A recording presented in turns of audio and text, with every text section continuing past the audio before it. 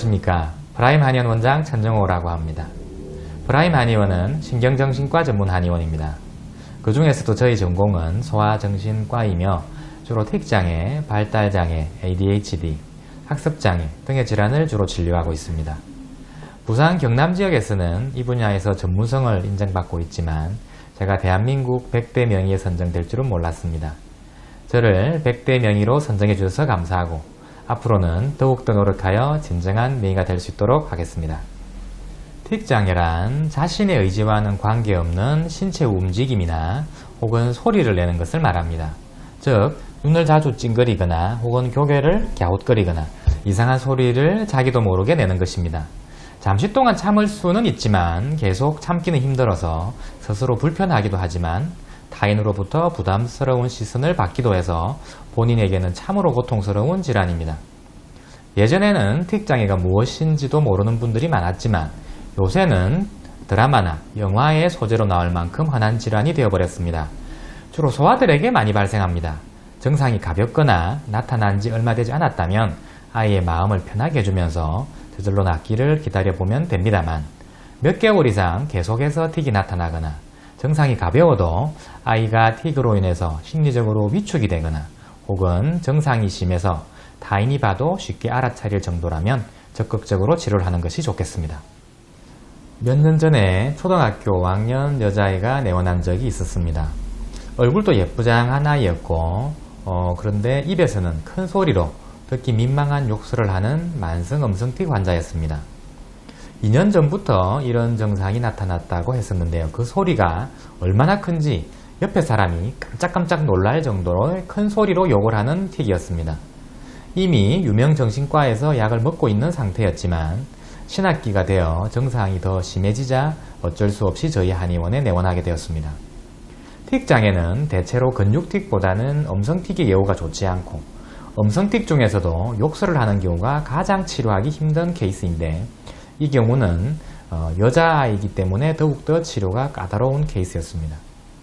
신약을 중단하는 과정이 힘들었고 틱장애를 오래 앓은 아이들은 심리적으로 위축되거나 비애의식이 생기고 그리하여 교우관계가 매끄럽지 않기 때문에 틱의 치료보다도 그런 부가적인 것들에 대한 도움을 주고 조언을 하는 과정이 지속적으로 이루어져야 합니다. 기나긴 치료로 이제는 증상이 거의 소실되어 정상적인 생활을 하는 아이를 보면서 이 아이가 만약에 이렇게 예쁜 아이가 만약 그 욕설을 하는 음성틱을 평생 가지고 살아가야 했다면 얼마나 힘들었을까 하는 생각을 하면 많이 흐뭇합니다. ADHD란 용어를 우리말로 풀이하면 주의력결핍 과잉행동 장애입니다. 즉 아이가 산만하고 행동이 너무 많은 질환이다 라고 생각할 수 있습니다.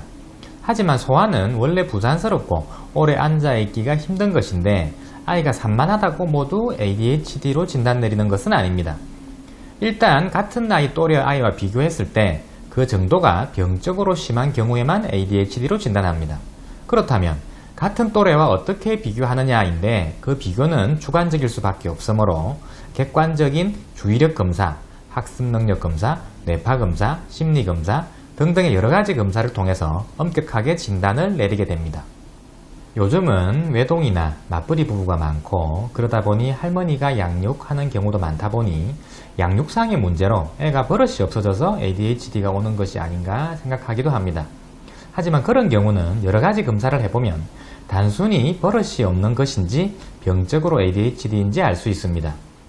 아직도 부모님들은 이렇게 요즘 애들이 다 그렇지 혹은 내가 잘못 길러서 그런 것이지 병이 아니라고 생각하시는 분들이 많습니다. 하지만 ADHD 아이를 제대로 치료하지 못하면 학교 생활에 문제가 많이 생깁니다. 첫째로 충동성이 있어서 친구와 다툼이 증가하면 외톨이가 되기 쉽고 둘째, 친구가 없어지면 성격적으로 더욱더 편협되어 나중에 애를 다루기가 더 힘들어지게 되고 세 번째, 자신의 능력을 발휘할 주의력이 부족해서 똑같은 시간을 학습을 하여도 학습 효율이 떨어져 성적이 떨어지게 됩니다. ADHD는 학년이 올라갈수록 더욱더 치료하기가 힘들어지므로 저학년에 치료를 하는 것이 바람직합니다. 발달장애아는 심한 자폐부터 가벼운 아스퍼거까지 아주 다양하게 나타납니다. 자폐는 스스로 다들 폐, 말 그대로 남들과 소통하기를 거부하여 적절한 대화가 거의 불가능하고 이상한 행동으로 인하여 타인과 어울리기가 거의 불가능합니다. 아스퍼거는 일상적인 대화는 가능하지만 타인과의 감정 교류가 쉽지 않아 친구를 깊게 사귀지 못하고 자기만의 세계에 머무릅니다. 그 중간에 속하는 기타 발달장애는 아주 범위가 넓어서 언어가 부족하거나 말이 어눌하거나 혹은 독특한 화법을 가지고 있어서 대화를 이해하기가 쉽지 않고 행동 또한 정상인의 패턴과는 많이 달라서 보통 사람과의 사회생활에 많은 어려움을 겪습니다. 발달장애는 한의학적으로 말어 너릴지 어지라고 하는데 전통적으로 사용해왔던 한약과 최근 전 세계적으로 발달장애아에게 효과가 좋다고 알려져 있는 청지각 치료를 병행하면 많은 개선을 이룰 수 있습니다. 어려서 발달장애아를 예측할 수 있는 가장 큰 지표가 언어 발달입니다. 대개 돌이 되면 엄마, 아빠 정도의 말을 할 수 있고 세돌 정도가 되면 서너 단어로 연결된 의사 표현이 가능한 것이 정상입니다. 정상적인 언어 발달보다 1년 이상 느리다면 발달장애를 의심해야 합니다.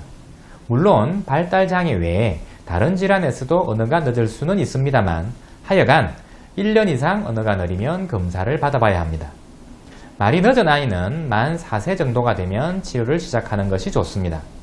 보통 발달장애 아들이 많이 받는 언어 치료는 어느 정도 도움이 되지만 청지각의 왜곡을 교정해주는 청지각요법은 말을 하기 이전 단계인 정확하게 듣는 단계를 치료해주어 언어 치료보다 더 나은 효과가 있습니다. 가정에서는 전자기기의 사용을 최대한 절제하는 것과 당분의 섭취를 제한하는 것이 중요합니다. 공부를 못하면 전부 학습장애라고요? 당연히 아닙니다. 이런 말씀을 하시는 것은 학습장애가 무엇인지 잘 몰라서 하시는 말씀입니다. 학습장애는 난독증이라고 불리는 읽기장애, 숫자의 개념이 없는 산술장애, 그리고 쓰기장애를 말합니다. 이것은 읽기나 산술, 쓰기에 관련한 뇌의 특정 부위의 결손으로 인해서 발생합니다. 학습장애도 없고 다른 질환도 없는데 공부를 자기 학년에 맞는 성취를 이루지 못하는, 즉 공부를 못하는 것은 학습 부진이라고 합니다. 학습 부진은 학습 동기 부족, 잘못된 학습 방법, 학습 기회 부족 등등의 이유로 발생하며 학습 부진은 저학년일 때는 교정이 가능하지만 고학년이 되면 학업 결손으로 인하여 교정이 어려우므로 진로 선택에 신중을 기하여야 합니다. 학습 장애는 학습 부진과 다릅니다. 즉 공부를 안 하는 것이 아니고 뇌 특정 부위의 기능 결함으로 인해서 하고 싶어도 못하는 것입니다.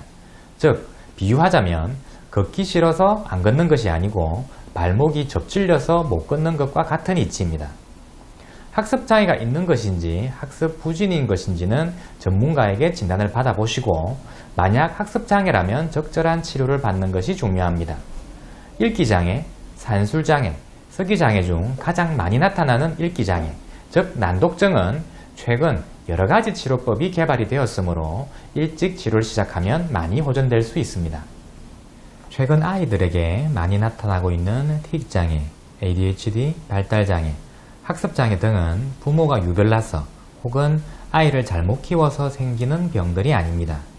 그럼에도 불구하고 이런 아이를 둔 부모님들은 스스로 많이 자책하기도 하고 주변 사람들이 알까 두려워하기도 합니다.